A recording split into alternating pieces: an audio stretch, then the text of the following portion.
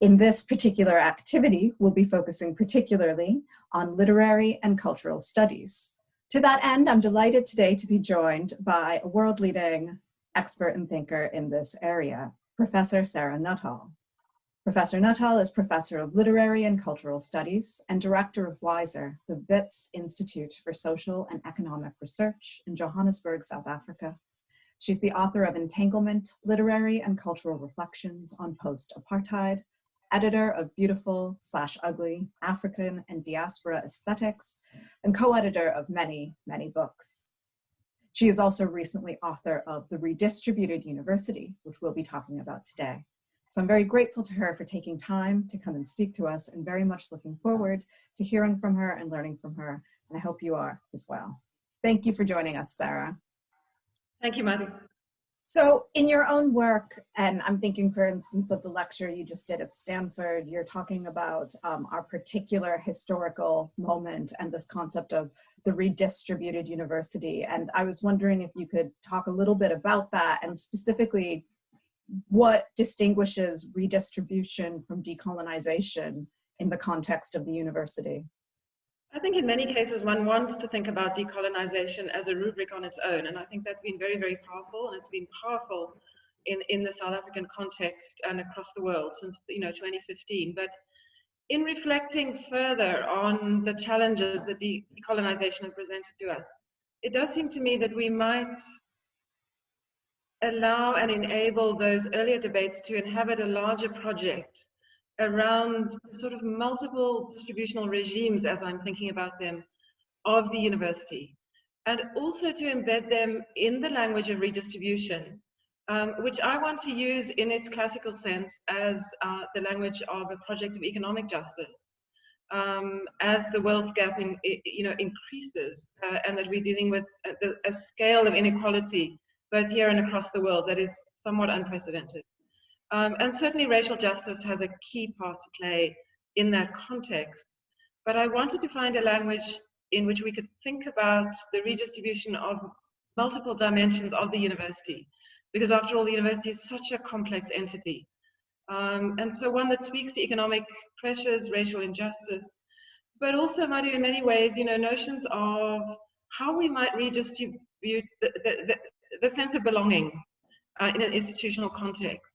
The sense, perhaps we could refer to as habitability, the capacity to be listened to. And so all of these things start to feed into what I think a university ought to be. And part of that process for me is wresting it away in a decolonial manner, but also in a broader manner, not only from the remnants of the colonial university, but also from the languages of the technocratic and neoliberal university, which really doesn't want us to think about these questions of symbolic injury, belonging, economic justice, and some kind of system of reciprocities, which I think also has to be at the heart of a university. And so I was looking for a language in which to embed the decolonial project, but also help us to educate ourselves collectively and make and find a political language that speaks to the university in its multiple sort of distributional regimes. Yeah. Mm-hmm. It's interesting to me some of the language that you're using there to talk about it. I agree completely with what you're saying. But this morning I was reading Sylvia Tamale's book on decolonization and Afrofeminism, and she has a quotation in there from Walter Mignolo where he talks about cultural studies, language, literary studies as not being sort of supplementary to this, but actually central, because it's about how we understand. It's about how we understand the world. It's about how we understand knowledge. It's about how we understand these different axes that you're talking about of distribution, of justice.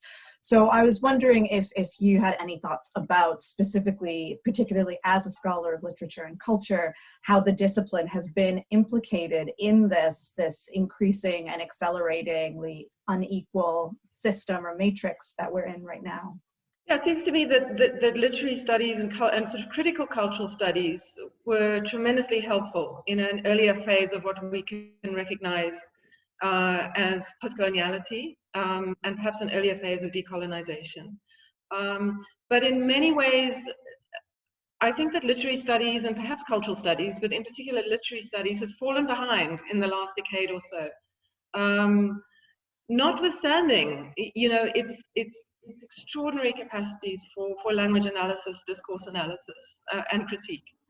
And yet, it seems to me that literary studies has not found a way to access the modes of what we now recognize to be decolonization in the way that student struggles have asked us to frame those questions.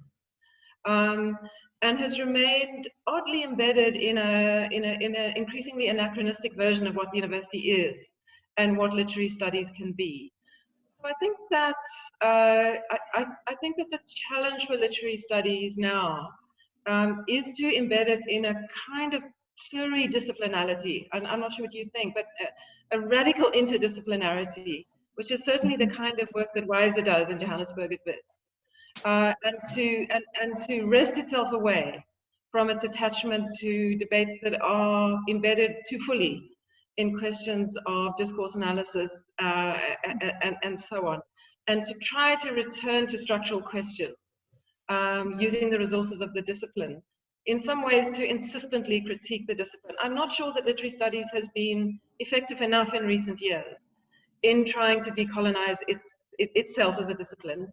And also to let go of its disciplinary status. There seems an extraordinary attachment amongst literary scholars to the literary, and to their capacity to as it were, read for others. And I think that project's been upended by the kinds of sort of political edges of decolonization as we've come to know it in recent years. And so the challenge is there for literary studies to rethink itself in ways that I think other disciplines, including anthropology and philosophy, have been doing for some time.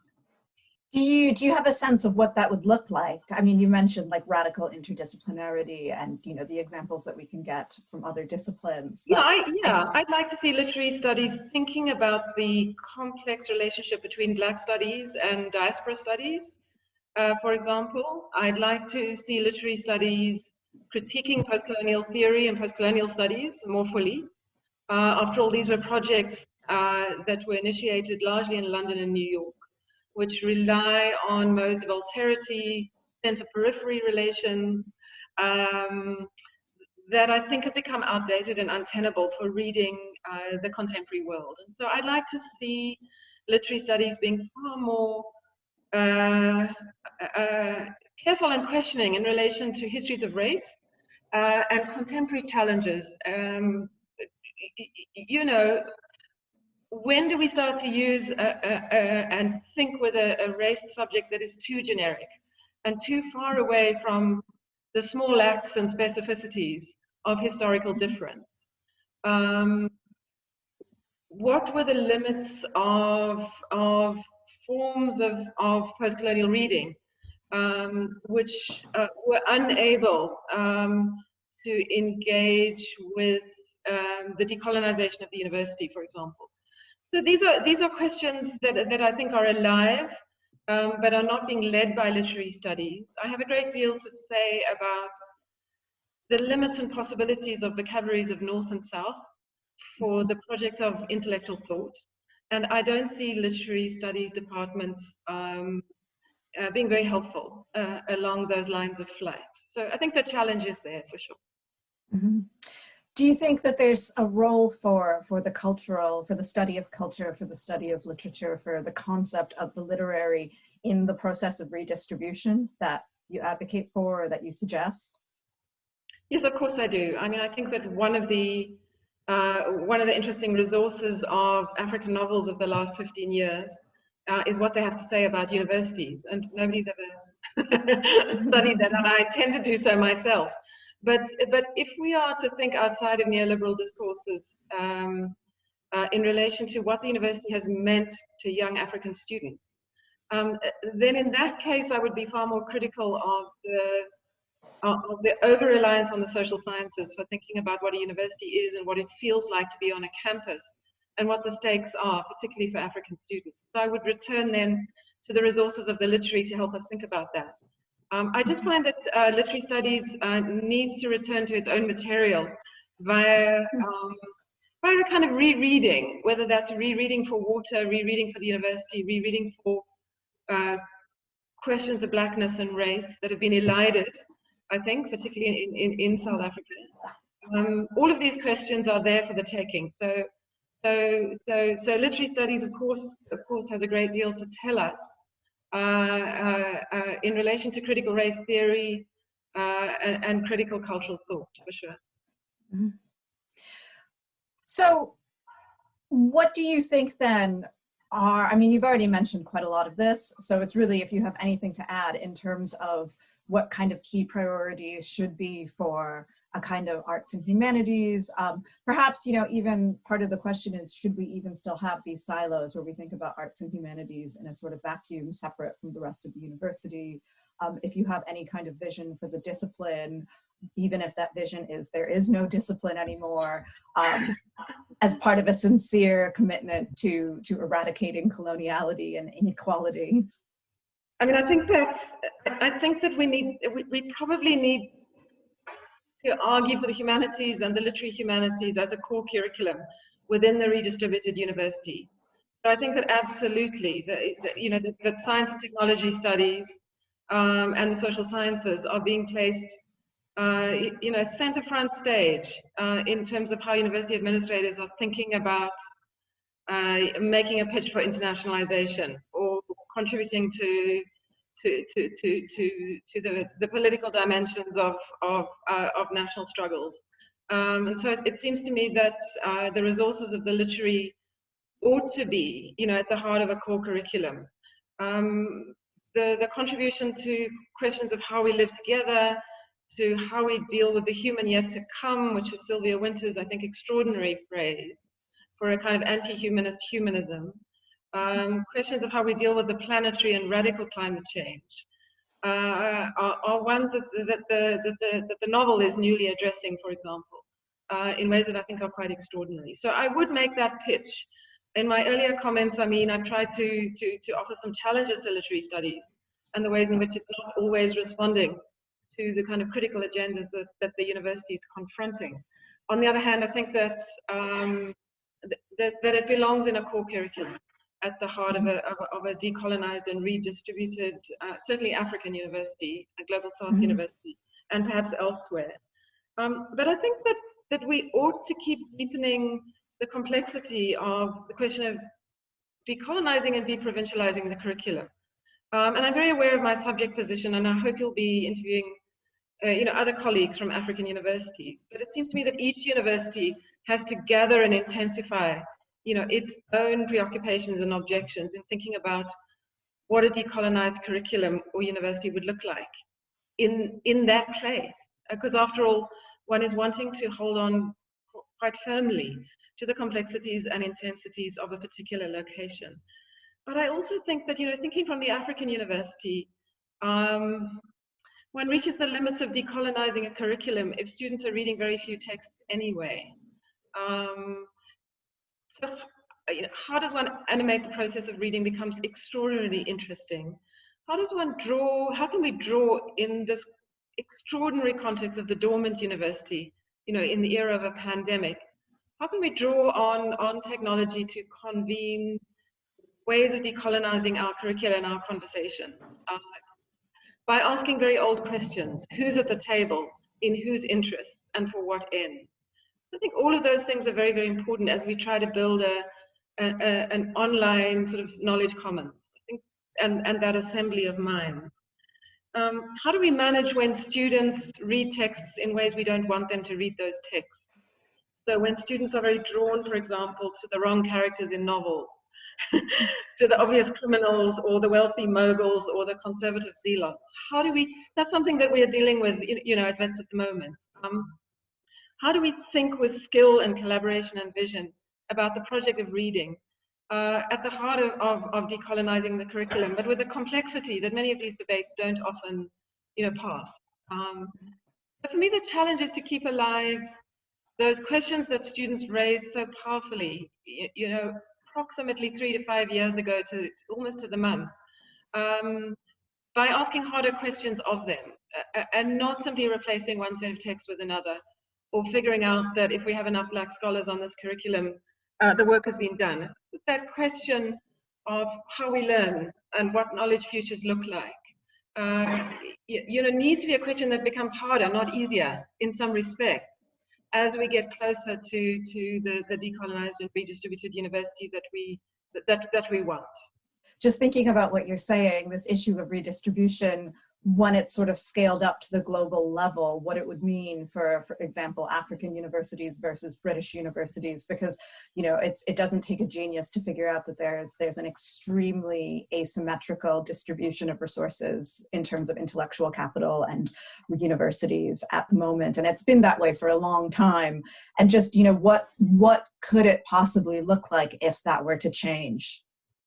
Yeah, I mean, I think that we have an extraordinary opportunity to have quite hard-hitting conversations about the economies of scale that we live within, and I think that there are real and quite practical dimensions to that conversation, and how scholars based in the North can actively engage and enable scholars based in the global South, but perhaps particularly in Africa. By making resources available to them in terms of what they're able to read and what kind of knowledge archives they're able to access, and really undoing, very outdated, kind of firewalls, intellectual and otherwise, in relation to that process. I do think that is at the heart of a decolonial project.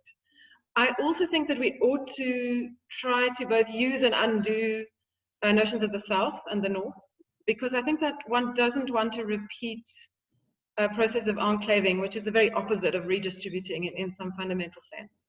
And so while these are very useful holders for precisely making the argument about those economies of scale that are so unequal, one also wants to be freed, as much in the South as in the North, from the ways in which they might limit the dimensions of thought that one wants to undertake as an intellectual project together, based around a kind of equality of minds. And this is one reason why it's so important for me to build the resources of African universities as the intellectual equals, and not the peripheries of the global North. And so all of that becomes very, very important. What I'm interested in is the politics of defending an open international knowledge commons that we built during this pandemic year. And it really does seem to me that we're in with a shot of working the language and politics of redistribution more globally in a way that reaches across North and South. And that's one of the reasons why I agreed to speak at a over-endowed university like Stanford a couple of weeks ago, because I wanted to have that argument with them.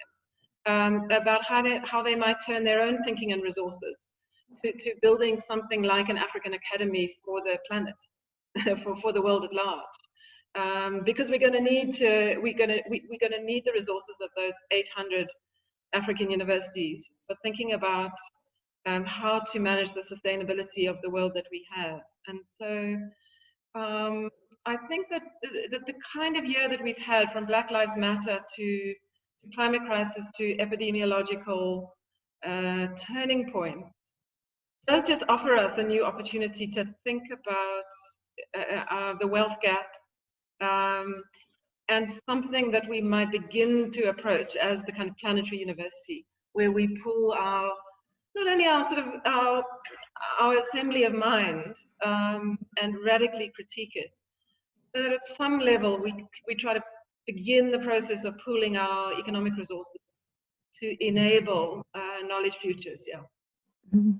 No, I think you're absolutely right, and I think that it is something that has come into stark relief this particular pandemic year, in particular when we look at the kind of expectations about what sorts of economies and polities were going to sort of come out unscathed versus which were going to be sort of tumbling into unprecedented disaster. And it turns out we're completely wrong about that. I mean, I think if nothing else, we've learned that, for instance, the states and economies of the global North could learn a lot from, say, Senegal or Tanzania right now in terms of, how actually things should manage. And I think it has been kind of radically destabilizing and also radically threatening to certain people to think in this manner? Yeah, sure. Yeah, absolutely. One of the things that's happened in African universities is that sort of decolonial brain drain of the 70s and 80s. And I think those of us who really are trying to commit to the continent and do Africa-based work, you know, are looking for opportunities, particularly, I think, for young African scholars to be able to articulate in networks they don't always have access to what it is that they are thinking about the kinds of universities that they want. And so, you know, I'm really fascinated by a university like Wits University, which is now Africa's leading university, given the caliber of its intellectual work and sort of research imagination, which I'm seeing closer. One of the challenges is this. I mean, we now sit at a student body of 85% Black students, you know, a staff component of 52%, so over half Black staff, 53% women. And yet there's so much work to do. And I wanted to perhaps close with the vividness of that we've, you know, some of those social justice demands have been met. Some of that political redistribution, intellectual redistribution has happened. Some of that has been accelerated through student struggles and student movements, student impetus. And yet there's still so much work, there's so much work to do on all of these fronts. So, you know, I would encourage a collective conversation about deepening the stakes of the debate and understanding the complexities of it by equipping ourselves with an understanding of how universities work and what those distributional regimes are. And even as we want to invoke the powers of technology to try to have a kind of knowledge commons that we've never had before, for example, one knows that we become beholden to tech companies that are convening those conversations and have their own politics. And so at every stage, I think it's about keeping an eye on how capital both enables and takes away the opportunities that we think we have before us. So the more that we can build a collective intelligence around these issues across North and South, the more possibilities we hold open for a kind of internationally inflected redistribution of the university as an institutional structure of a very special kind that we're very committed to.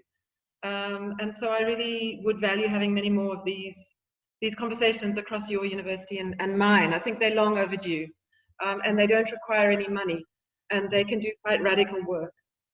So that's really where I'm thinking now. Thanks. Thank you, Sarah. Thanks very much.